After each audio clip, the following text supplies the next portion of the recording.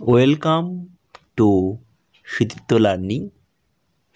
প্রিয় তৃতীয় শ্রেণীর পরীক্ষার্থী বন্ধুরা, তোমাদের জন্য এই ক্লাসটি আমি আলোচনা করতে চলেছি। তৃতীয় শ্রেণীর প্রথম পর্যায়ক্রমিক মূল্যায়ন প্রশ্নপত্র 2025 অর্থাৎ 2025 সালের ফার্স্ট ইউনিট টেস্ট প্রশ্নপত্র তৃতীয় শ্রেণী বিষয় বাংলা প্রশ্নপত্র সম্পূর্ণ উত্তর সহ এই ক্লাসে আলোচনা করতে চলেছি। তাই তোমরা প্রত্যেকে এই ক্লাসটি মন দিয়ে শোনো। প্রথম পর্যায়ক্রমিক মূল্যায়ন প্রশ্নপত্র 2025 ক্লাস তৃতীয় শ্রেণী বিষয় বাংলা, পূর্ণমান 10, সময় 30 মিনিট। ওকে, প্রথমে তোমরা লিখবে পরীক্ষার্থীর নাম, অর্থাৎ তোমরা তোমাদের নিজেদের নাম লিখবে। তারপর লিখবে ক্রমিক সংখ্যা, অর্থাৎ তোমাদের রোল নাম্বার লিখবে। তারপর তোমরা লিখবে বিদ্যালয়ের নাম, অর্থাৎ তোমাদের স্কুল নাম, অর্থাৎ তোমাদের স্কুলে নিজেদের স্কুলের নাম লিখবে। একের দাগে বলা হয়েছে নিচের প্রশ্নগুলি উত্তর দাও এবং 4টি করতে হবে। প্রতিটি প্রশ্নের মান 1 নম্বর করে বরাদ্দ রয়েছে, সুতরাং এখানে মোট 4 নম্বর বরাদ্দ রয়েছে। একের কয়ের প্রথম কোশ্চেন, চাষির ছেলেটি কেমন প্রকৃতির ছিল? উত্তর, চাষির ছেলেটি ছিল ভীষণ অলস প্রকৃতির এবং লোভী। খ, ধান গাছ থেকে আমরা কি কি পাই? উত্তর, ধান গাছ থেকে আমরা খড়, ধান, চাল, তুষ এবং তেল ইত্যাদি পাই। একের গ, একজন ডাক্তারবাবু কিভাবে সমাজের সেবা করে থাকেন? উত্তর, একজন ডাক্তারবাবু রোগী দেখে এবং তাদের ওষুধ দিয়ে রোগ সারিয়ে সমাজের সেবা করে থাকেন। ঘ, যখন ফুলেরা এই পৃথিবীতে ছিল না, তখন পৃথিবীর অবস্থা কেমন ছিল? উত্তর হবে, দেখে নাও, তখন তো পৃথিবীর কোনো মানুষ ছিল না, তখন পৃথিবীর বড় বড় ধান আর পাতা ভর্তি ছিল। আলো এসে ফুলেদের খুঁজে যেত আর কি করত না, আর বাতাসের পাতা শুঁকে শুঁকে চলে যেত। এবার তোমরা দেখো 2-এর দাগের বলা হয়েছে শূন্যস্থান পূরণ করো।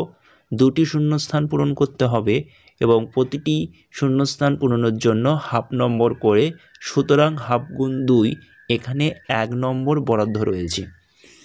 2-এর ক, ড্যাশ গাছ পাখি? উত্তর হবে হাতি, ঘোড়া, গাছ পাখি। ক্ষয়ে বলা হয়েছে আমি ড্যাশ কত কি? উত্তর, আমি আঁকি কত কি। 3-এর দাগে দেখো, 3-এর দাগে বলা হয়েছে বিপরীত শব্দ লেখো। হাফ গুণ 4, 4টি করতে হবে। প্রতিটি প্রশ্নের মান দেওয়া রয়েছিল হাফ নম্বর করে, সুতরাং এখানে 2 নম্বর বরাদ্দ রয়েছে। 3-এর ক, ভালো, ভালোর বিপরীত শব্দ হবে খারাপ। ক্ষয়ের দেখো অনেক, অনেকের বিপরীত শব্দ হবে অল্প। 3-এর গ, বুড়ো, বুড়োর বিপরীত শব্দ হবে কচি।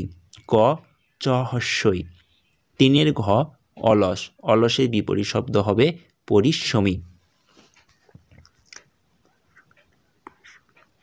4-এর দাগে বলা হয়েছে দেখো বর্ণ বিশ্লেষণ করো।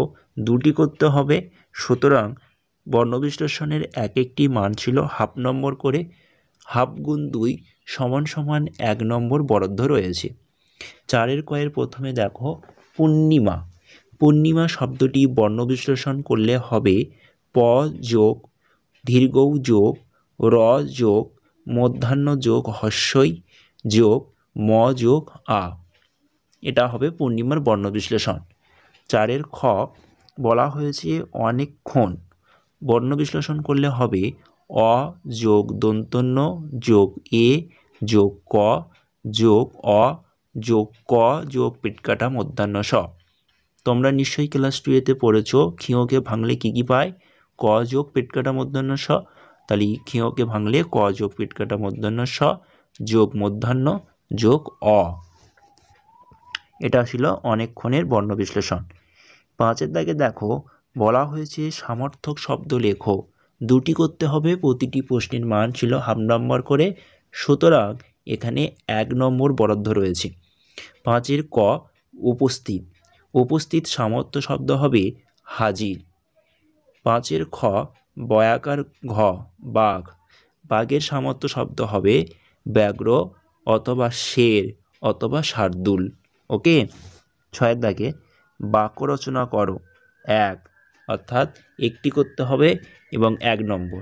অন্যরকম, অন্যরকম দিয়ে বাক্য রচনা করলে তোমার ছবি আঁকার ক্লাসটা একটু অন্যরকম। ক্লাসটি তোমাদের এই পর্যন্ত রইল। অবশ্যই প্রশ্নপত্রটি তোমাদের ভালো লাগলে লাইক কমেন্ট শেয়ার করো এবং চ্যানেলটিকে তোমরা সাবস্ক্রাইব করো। যারা এখনও পর্যন্ত সাবস্ক্রাইব করোনি তারা অবশ্যই সাবস্ক্রাইব করো। টাটা, বাই বাই, ভালো থেকো।